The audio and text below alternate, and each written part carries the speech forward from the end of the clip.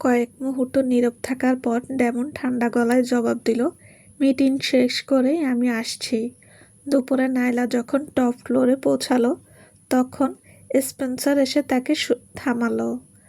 Miss জেস্টেন, mister সামানার এখন ওর অফিসে নেই, সে নাইলাকে জানালো। নাইলা জিজ্ঞেস করলো, উনি কি এখনো মিটিংয়ে আছে? স্পন্সর তার দিকে এক দৃষ্টিতে তাকিয়ে মাথা নেড়ে বলল, না, আজ সকালে মিস্টার রিচার্ড ওনাকে ফোন করেছিলেন। উনি সামনার ভিলায় গেছেন, এখনো ফিরে আসেননি। নাইলার বুক ধক করে উঠল। কী কারণে ডেমনকে ডাকা হয়েছে তা বুঝতে আর বাকি রইল না। নিশ্চয়ই আজ সকালে ঘটে যাওয়া ঘটনাটির জন্য। নাইলা শান্তভাবে জবাব দিল, বুঝতে পেরেছি, জানানোর জন্য ধন্যবাদ মিস্টার হগ। নাইলার মুখে কোনো উদ্বেগের ছাপ না দেখে স্পন্সর ব্রু কুঁচকে বলল, মিস জেস্টন, আপনি কি সেখানে যাবেন না? আমি গেলেও কোনো লাভ হবে না, উল্টো আমাকে দেখলে সামানার পরিবারের লোকজন আরও বেশি রেগে যাবেন। নাইলা স্বাভাবিক কণ্ঠে বলল, এই পুরো পরিস্থিতির সৃষ্টির কিন্তু আপনাকে কেন্দ্র করেই হয়েছে। আপনার উচিত নয় মিস্টার সামানারের পাশে দাঁড়িয়ে একসাথে এটার মুখোমুখি হওয়া। স্পেন্সারের দৃষ্টিতে একরাশ অসন্তুষ্টি ফুটে উঠল। তার গলার স্বরও কিছুটা কঠোর হয়ে গেল। ডেমনের ব্যক্তিগত জীবন নিয়ে তার নাক গলানোর কোনো অধিকার তার নেই। কিন্তু নাইলার এই উদাসীন মনোভাব দেখে তার মনে হলো ডেমনের এত বড় ত্যাগ যেন মূল্যহীন হয়ে যাচ্ছে। ডেমন যেখানে নিজের পুরো পরিবারের বিরুদ্ধে গিয়ে নাইলার পাশে দাঁড়াচ্ছে, সেখানে নাইলা নিজে দায়িত্ব ভাগ না নিয়ে যেন ডেমনের আড়ালে লুকিয়ে থাকতে চাইছে। নাইলা বলল, মিস্টার হগ, উনি যদি আমাকে ওর পাশে চান তবে উনি নিজে আমাকে বলতেন, আপনাকে দিয়ে এভাবে কথা পাঠাতেন না। এমনিতেও বিরক্ত হয়ে থাকা স্পন্সর এবার বেশ রুক্ষভাবেই বলল, আপনার যদি এটাই ভাবনা হয় তবে আমার আর নতুন করে কিছু বলার নেই। এ কথা বলেই সে ঘুরে চলে গেল। নাইলা কিন্তু স্পন্সরের উপর একটুও রেগে গেল না। ডেমনের সাথে এত বছর ধরে কাজ করার সুবাদে ডেমনের প্রতি তার এই আগলে রাখার মানসিকতা নাইলা বুঝতে পারছিল। লিফট থেকে নামার সময় নাইলার সাথে দেখা হয়ে গেল মেলোডির। সে লাঞ্চ করার জন্য বের হয়েছিল। মেলোডি অবাক হয়ে জিজ্ঞেস করলো, নাইলা, তোমার না মিস্টার সামানারের সাথে লাঞ্চ করার কথা ছিল? এত তাড়াতাড়ি ফিরে এলে যে? হঠাৎ একটা দরকারি কাজ পড়ে গেল, আমি অনলাইনেই কোনো খাবার অর্ডার করে নেব, নাইলা বলল। মেলোডি হেসে নাইলার হাত ধরে টেনে বলল, বাইরের খাবার অর্ডার করার কি দরকার? চলো একসাথে আমাদের অফিসের ক্যাফেটেরিয়াতে যাই। নাইলা বারণ করতে চাইল, কিন্তু কোনো কথা বলার আগেই মেলোডি তাকে জোর করে টেনে আবার লিফটের ভেতর নিয়ে গেল। এদিকে সামনার ভিলার ড্রয়িং রুমে এক হাঁটু গেড়ে বসেছিল ডেমন, আর রিচার্ড এক মোটা লাঠি দিয়ে একের পর এক আঘাত করছিলেন ডেমনের পিঠে। তোমাকে শেষবারের মতো জিজ্ঞেস করছি, তুমি কি ওই মেয়ের সাথে সম্পর্ক চুকিয়ে ফেলবে নাকি না? রিচার্ড গর্জে উঠলেন। ডেমন তার পিঠ সোজা রেখে একদম অবিচল দৃষ্টিতে রিচার্ডের চোখে দিকে তাকিয়ে রইল। তার চোখে কোনো ভয় বা অনুশোচনা ছিল না। সে কেবল বলল, বাবা, তুমি যতবারই জিজ্ঞেস করবে না কেন আমার উত্তর একই থাকবে। রিচার্ড রাগে অন্ধ হয়ে লাঠিটা আবার উঁচিয়ে ডেমনের পিঠে সজোরে আঘাত করলেন। ডেমনের পিঠে ইতিমধ্যে বেশ কিছু কালশিটে আর ক্ষতের দাগ পড়ে গিয়েছিল। তার সাথে যুক্ত হলো আরও একটি নতুন ক্ষত। কাছে সোফার বসে ক্লার্ক অত্যন্ত তৃপ্তির সাথে এই দৃশ্য দেখছিল। আজ সকালে ডেমনের দেওয়া সেই লাথির চোট এখনও তার শরীরে ব্যথার সৃষ্টি করছে। ক্লার্কের মনে হচ্ছিল, সে যদি নিজের রিচার্ডের হাত থেকে লাঠিটা কেড়ে নিয়ে ডেমনকে কয়েক ঘা দিতে পারত তবে আরও ভালো হতো। এমন একটা দারুণ দৃশ্য এভাবে নষ্ট হতে দেওয়া যায় না। নাইলা যদি এটা দেখতে না পায় তবে তো সব মজাই মাটি। এই ভেবে ক্লার্ক বাঁকা হেসে পকেট থেকে ফোন বের করলো এবং ডেমনের মান খাওয়ার একটি ছবি তুলে গোপনে নাইলাকে ফোনে পাঠিয়ে দিল। প্রোটোসন টেকনোলজি কর্মচারীদের ক্যাফেটেরিয়ায় পা রাখা মাত্রই নাইলা অনুভব করলো সবার চোখ তার দিকেই আটকে আছে। প্রায় প্রত্যেকেই আর চোখে তার দিকে তাকাচ্ছে, আর সেই দৃষ্টিগুলোর বেশিরভাগই ছিল ঈর্ষা ও কুৎসায় ভরা। কেউ একজন ফিসফিস করে বলল, বাহ,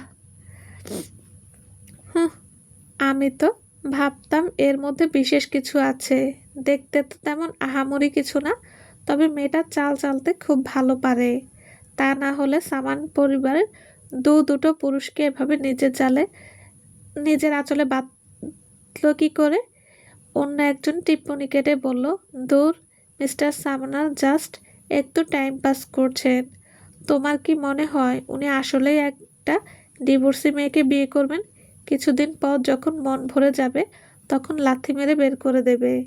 পাশ থেকে আরেকজন যোগ করলো, কিছু কিছু মেয়ে নিজের যোগ্যতা বোঝে না, একবার কোনো মতো উপরে উঠে গেছে বলে ভাবে সব সময় বুঝি কপাল খুলে যাবে, কিন্তু ওপর থেকে যখন ধপাস করে নিচে পড়ে তখন টের পাবে। ক্যাফেটেরিয়ার কুৎসিত কথাবার্তা শুনে মেলোডি চরম রেগে গেল। সে হনহনিয়ে এগিয়ে গেল সেই আড্ডারত মেয়েগুলোর দিকে। সে বাঁকা হেসে টিপ্পনি কেটে বলল, আমি ভেবেছিলাম এত পচা গন্ধটা আসছে কোথা থেকে। এখন বুঝলাম আসলে এখানে কারো প্রচণ্ড গা জ্বলছে। অন্যতম এক নারী মেলোডির দিকে ক্ষিপ্ত চোখে তাকিয়ে বলল, আমরা তো সত্যি কথাই বলছি। যার বিষয়ে সে নিজে যেখানে চুপচাপ, সেখানে তোমার এত মাতব্বরি করার কি দরকার? অন্যের হাতের পুতুল হয়ে না। কে জানে মিস্টার সামানার কাছাকাছি যাওয়ার জন্য ও নিজে কত নোংরা চাল চেলেছে। তোমার এতই যখন যোগ্যতা, যাও না সামানার পরিবারের কাউকে নিজের পকেটে পুরে দেখাও। তা যদি না পারো তবে মুখ বন্ধ রাখো। আর তোমার যদি মনে হয় নাইলা দেখতে আহামরি কিছু না, তবে বলো তোমাকে একটা আয়না কিনে দেই, নিজে দেখতে কেমন, অন্তত সেটা একবার দেখতে পাবে। মেলোডি সপাটে জবাব দিল, তুমি? মেয়েটার রাগে ফেটে পড়ল। মেলোডি অবজ্ঞার সাথে থুতনি উঁচিয়ে বলল, আমি কি? সাহস থাকলে এখন যে কথাগুলো বলল তা সরাসরি মিস্টার সামনার সামনে গিয়ে বলো দেখি। উনি ওনা শোনার পর তোমার মতো চ্যাটাং চ্যাটাং কথা বলা মানুষদের চাকরিতে রাখেন কি না? মেয়েটি পাল্টা জবাব দিতে মুখ খুলতেই তার বান্ধবী তাকে টেনে ধরলো, বাদ দাও তো, ওর সাথে কথা বলা, চলো এখান থেকে। মেয়েটি মেলোডিকে এক তীব্র ক্ষুদ্র দৃষ্টিতে দিয়ে হুমকি দিল, এর ফল কিন্তু ভালো হবে না। মেলোডি হাত দুটো বুকের উপর আড়াআড়ি করে চোখ কপালে তুলে বলল, ওরে বাবা, আমি তো ভয় পেয়ে গেলাম। তা কি করবে তুমি? আমাকে কামড়াতে আসবে নাকি? মেয়েটির রাগ আরও বেড়ে যাচ্ছে দেখে তার বান্ধবী তাকে প্রায় জোর করে টেনে হিঁচড়ে ক্যাফেটেরিয়া থেকে বের করে নিয়ে গেল। ওরা চোখের আড়াল হতেই মেলোডি নাইলার দিকে ফিরে বলল, ওদের কথা একদম কান দিও না নাইলা, ওরা স্রেফ হিংসে করছে। নাইলার মুখাবয়ব তখনও শান্ত। সে মৃদু স্বরে বলল, চলো খেয়ে নেওয়া যাক। তারা খাবার নিয়ে টেবিলে বসতেই না বসতেই নাইলার ফোনটি কেঁপে উঠল। সে স্ক্রিনের দিকে তাকিয়ে দেখল একটি অপরিচিত নাম্বার থেকে একটি ছবি এসেছে, কিন্তু ছবিটা দেখা মাত্রই সে মানুষটিকে চিনে ফেলল। সেটি ডেমনের পিঠ রক্তাক্ত এবং লালচে ক্ষত বিক্ষত হয়ে আছে। এই বিভৎস দৃশ্য দেখে নাইলার মুখ থেকে ভয়ের এক অস্পষ্ট আর্তনাদ বেরিয়ে এলো। সে ঝটকা দিয়ে চেয়ার ছেড়ে উঠে দাঁড়ালো। হঠাৎ নাইলার এমন আচরণে চমকে উঠে মেলোডি জিজ্ঞেস করলো, নাইলা, কি হয়েছে? আমাকে এখনই বের হতে হবে, নাইলা তাড়াহুড়ো করে বলল। আধা ঘন্টা পর নাইলা সামনার বিলার সামনে এসে পৌঁছালো। তাকে দেখা মাত্রই বাড়ির কাজের মেয়ের মুখ কালো হয়ে গেল। সে রুড়ো গলায় বলল, মিস জেস্টেন, আপনি চলে যান, এখানে আপনার প্রবেশ নিষেধ। আমাকে মিস্টার রিচার্ডের সাথে দেখা করতে হবে, নাইলার দৃঢ় কণ্ঠে বলল। উনি আপনার সাথে দেখা করবেন না, কাজের মেয়েটি শটান জানিয়ে দিল। নাইলার চোখ মুখ এবার বরফের মতো ঠান্ডা হয়ে গেল। সে উপহাসের হাসি হেসে বলল, তুমি গিয়ে আসলে একবার ভেতরে জিজ্ঞেস না করেই আমাকে তাড়িয়ে দিতে চাও? জিজ্ঞেস করার কোনো প্রয়োজন নেই। আপনি যদি এখনই না যান তবে আমি সিকিউরিটি ডাকতে বাধ্য হব, কাজের মেয়েটি হুমকি দিল।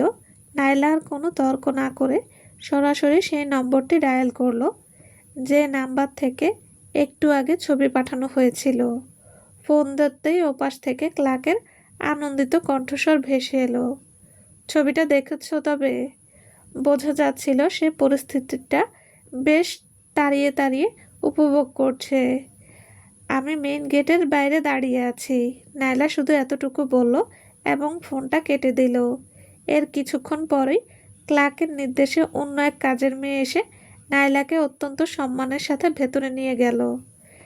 ড্রয়িং রুমে পা রাখা মাত্রই নাইলা দেখত রিচার্ডের হাতের মোটা লাঠিটি উঁচিয়ে পুরো শক্তি দিয়ে ডেমনের পিঠে আঘাত করছেন। দৃশ্যটা দেখে নাইলা থমকে দাঁড়ালো, তার চোয়াল শক্ত হয়ে উঠল। ক্লার্ক সোফায় আরাম করে আধশোয়া হয়ে বসে পুরো নাটকটি উপভোগ করছিল।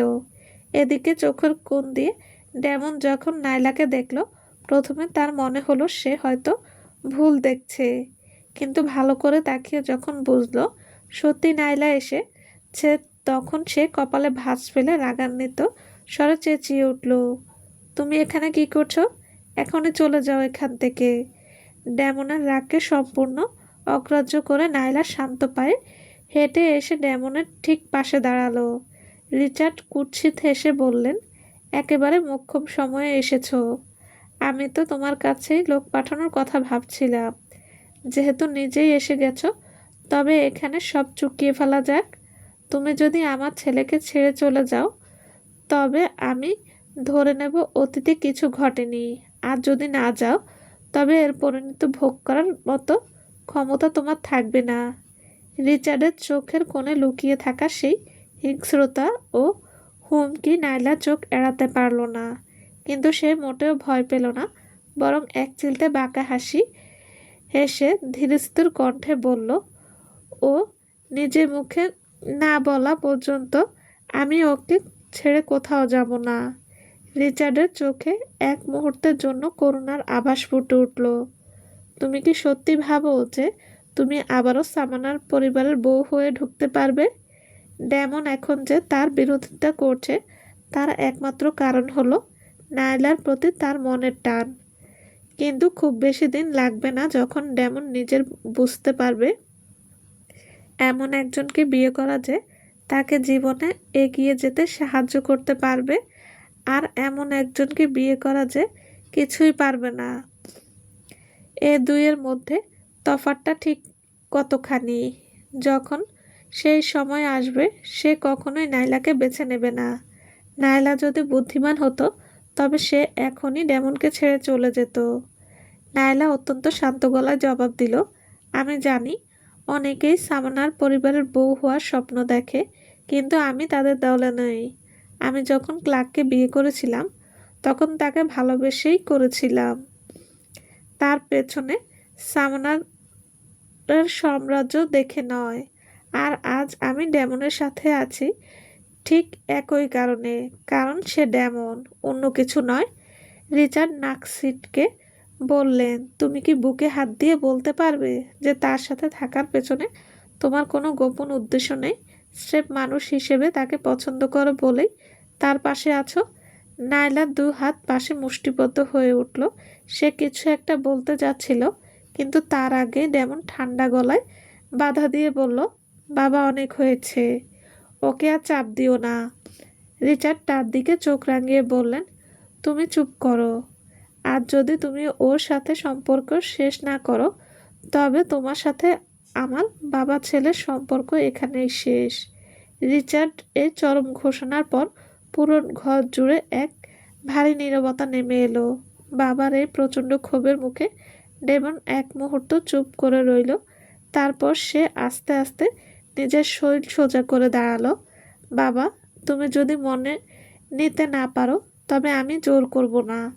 তুমি আমাকে ত্যায্য পুত্র করার আর যাই করো না কেন, আমি ওকে ছেড়ে যাব না। কি? রিচার্ড চরম অবিশ্বাস্য চোখে তার দিকে তাকালো। তার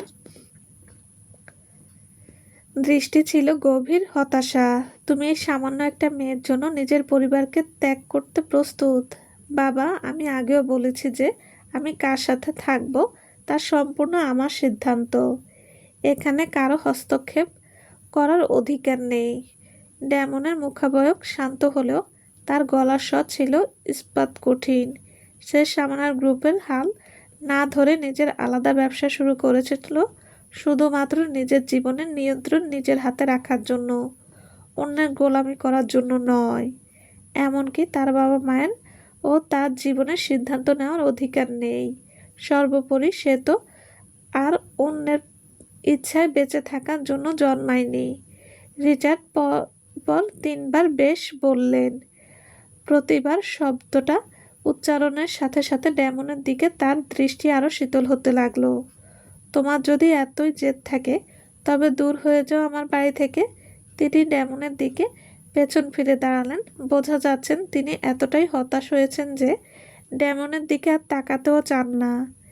ডেমন এক মুহূর্ত রিচার্ডের পিঠের দিকে তাকিয়ে রইল। তারপর সে শক্ত করে নায়লার হাত ধরে ড্রয়িং রুম থেকে বেরিয়ে গেল। ক্লার্কের চোখ দুটো রাগ আর ক্ষোভে জ্বলতে লাগলো। সে যখন নায়লাকে বিয়ে করতে চেয়েছিল তখন তাকে সামনার ভিলার বাইরে টানা 3 দিন হাঁটু গেড়ে বসে থাকতে হয়েছিল। আর অথচ আজ ডেমনের ক্ষেত্রে রিচার্ড কেবল সামান্য একটু সাজা দিয়েই ছেড়ে দিল। এই পক্ষপাতিত্ব কতটা স্পষ্ট বা বেদনাদায়ক! রিচার্ড দুর্বল শরীরটা অপমানে আর রাগে কাঁপতে দেখে ক্লার্কের দৃষ্টি কুটিল হয়ে উঠল। সে এগিয়ে গিয়ে রিচার্ডকে সোফার বসতে সাহায্য করলো এবং নিচু স্বরে সান্ত্বনা দিয়ে বলল, দাদা, তুমি এত ভেঙে পড়ো না। চাচা ডেমন এখন একটু পথভ্রষ্ট হয়ে পড়েছে। আমি ওনার সাথে কথা বলবো। রিচার্ড চোখ বন্ধ করে হাত নেড়ে বললেন, তার কোনো প্রয়োজন নেই। ও যদি এত জেদ ধরে এই মেয়ের সাথে থাকাতে চায় তবে দেখা যাক ওরা কতদিন একসাথে সংসার করতে পারে।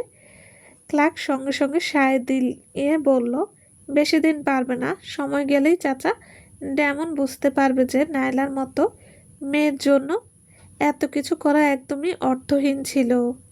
নায়লার সম্প্রতি চলন আর তাকে অপদস্থ করার কথা মনে পড়তেই ক্লার্কের মনে তীব্র ঘৃণার জন্ম নিল। সে বিশ্বাস করতে পারছে না যে একসময় সে এই নায়লাকেই কত শান্ত আর বাধ্য মেয়ে ভাবত। রিচার্ড চোখ মেলে ক্লার্কের দিকে তাকালেন এবং উপহাসের সুরে বললেন, আর তুমি নিজের মুখটা একটু আয়না দেখছ? নিজে ডিভোর্স দিয়ে এক ক্ষমতাহীন সাধারণ ঘরের মেয়েকে তড়িঘড়ি করে বিয়ে করে বসে আছো। তোমার আবার কোন মুখে তোমার চাচার সমালোচনা করার সাহস হয়? ক্লার্ক দাঁতে দাঁত চেপে রাগ সহ্য করল। রিচার্ড যে ডেমনের প্রতি পক্ষপাতিত্ব করছে তা এখন একেবারে পরিষ্কার। তবে ডেমনের মতো ক্লার্কের তো নিজের আলাদা কোনো কোম্পানি নেই, তাই রিচার্ডের বিরোধিতা করার মতো সাহস বা ক্ষমতা কোনোটাই তার ছিল না। সে দ্রুত মাথা নিচু করে অপরাধীর সুরে বানিয়ে বলল, তুমি ঠিক বলেছ দাদা, আমি আসলে আবেগের বশে ভুল করে ফেলেছিলাম। তাছাড়া জর্ডেন তো এখন আমার সন্তানের মা হতে চলেছে। অনেক হয়েছে তোমাদের সম্পর্কের ঝামেলা, আমি আর শুনতে চাই না। তুমি এখন আসতে পারো। রিচার্ড কর্কশ গলায় তার কথা থামিয়ে দিলেন।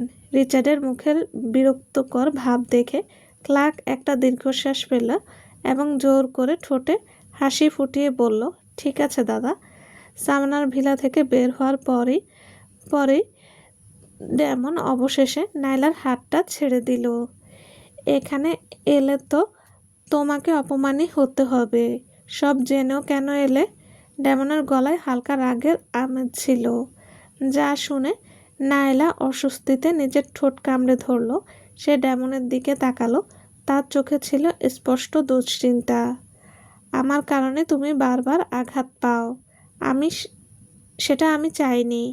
রিচার্ড তো ডেমনের বাবা, তাই নায়লা ভালো করে জানতো ডেমন কখনোই তার বাবার উপর পাল্টা হাত তুলবে না।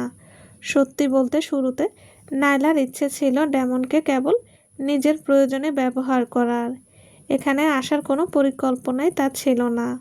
কিন্তু ক্লার্কের পাঠানো সেই রক্তমাখা পিঠের ছবিটা দেখার পর তার বুকটা ব্যথায় মুচড়ে উঠেছিল। ঠিক সেই মুহূর্তে সে বুঝতে পারে যে সে সত্যি ডেমনের প্রেমে পড়ে গেছে, এবং ডেমনকে এভাবে কষ্ট পেতে দেখে সে চুপ করে বসে থাকতে পারে না। ডেমন কিছুক্ষণ নীরব থেকে নিচু স্বরে বলল, আজকের মতো ছেড়ে দিলাম, কিন্তু ভবিষ্যতে কখনো এভাবে আগের বয়সে কোনো সিদ্ধান্ত নিও না। আজ সে নিজে সেখানে ছিল বলেই নায়লাকে আগলে রাখতে পেরেছে, কিন্তু যদি না থাকতো তবে আজ নায়লাকে অনেক বড় বিপদে পড়তে হতো। নায়লার সততার সাথে জবাব দিল, পরিস্থিতি কেমন দাঁড়ায় তার উপর নির্ভর করছে। ডেমন এভাবে রক্তাক্ত হলে সে কোনোভাবেই চোখ বন্ধ করে চুপচাপ বসে থাকবে না। ডেমন ব্রু কুচকে কিছু একটা বলতে যাচ্ছিল, কিন্তু নায়লা তাকে থামিয়ে দিয়ে বলল, ঠিক আছে, আর লেকচার দিতে হবে না। তোমার পিঠের ক্ষতটা কিন্তু বেশ গুরুতর। আমি তোমাকে ডাক্তারের কাছে নিয়ে যাচ্ছি। সে ডেমনের হাত ধরে টেনে গায়ের দিকে নিয়ে গেল। নায়লার হাতের এই উষ্ণ ছোঁয়া ডেমনের ভেতরের সমস্ত জমে থাকা ক্ষোভ এক মুহূর্তে যেন গলিয়ে দিল। তারা গাড়ির কাছে পৌঁছতেই পেছন থেকে ক্লার্কের উপহাসময় কণ্ঠ ভেসে এলো, নায়লা, ডেমন চাচা ডেমন আর আমার দাদার সম্পর্কের মধ্যে ফাটল ধরিয়ে দিয়ে এবার কি খুব আনন্দ পাচ্ছ? নায়লা কপালে ভাঁজ ফেলল। একরাশ ঘেন্না যেন তার মনকে গ্রাস করে নিল। ক্লার্ক হলো সেই তেলাপোকার মতো, যাকে সহজে মারাও যায় না, তাড়ানোও যায় না, খালি সুযোগ পেলেই পরিবেশ বিষাক্ত করতে চলে আসে। সে ঘুরে ক্লার্কের মুখোমুখি হয়ে বলল, আমি কোনোদিন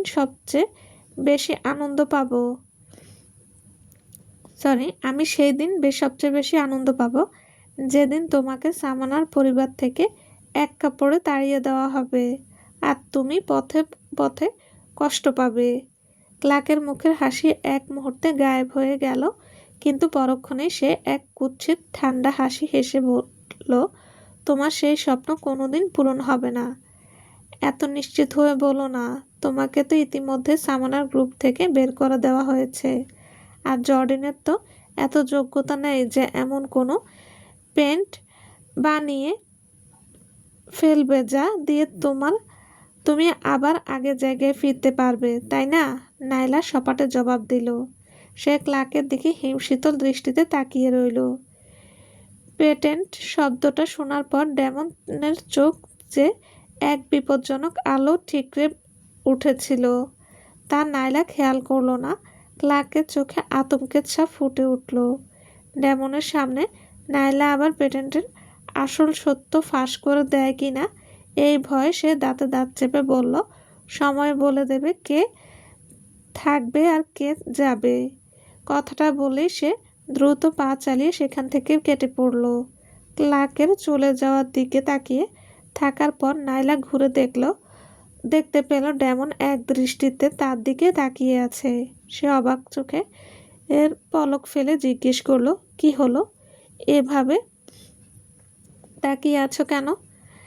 কিছু না, ডেমন ঠান্ডা গলায় উত্তর দিয়ে আর কোনো কথা না বলে গাড়িতে উঠে বসলো। নায়লা সেখানেই দাঁড়িয়ে রইল। সে গাড়ির জানালার কাছ দিয়ে ডেমনের দিকে তাকালো, যে স্পষ্টতর নায়লার দৃষ্টি এড়িয়ে যাওয়ার চেষ্টা করছিল। নায়লার মাথায় হাজারটা প্রশ্ন ঘুরপাক খেতে লাগলো। ডেমন কি রাগ করেছে? কিন্তু হঠাৎ কী কারণে? ড্রাইভিং সিটে বসে নায়লা এক মুহূর্ত দ্বিধা করলো, তারপর আস্তে করে জিজ্ঞেস করলো, তুমি কি আমার উপর রেগে আছো? চলবে। আসসালামু আলাইকুম। গল্পটা কেমন লেগেছে প্লিজ জানাবেন। আর হ্যাঁ, অবশ্যই লাইক কমেন্ট করবেন। আর যারা এখনও আমার চ্যানেলটি সাবস্ক্রাইব করেননি তারা প্লিজ চ্যানেলটি সাবস্ক্রাইব করে দিয়ে পাশে থাকবেন। সবাই ভালো থাকবেন। আল্লাহ হাফেজ।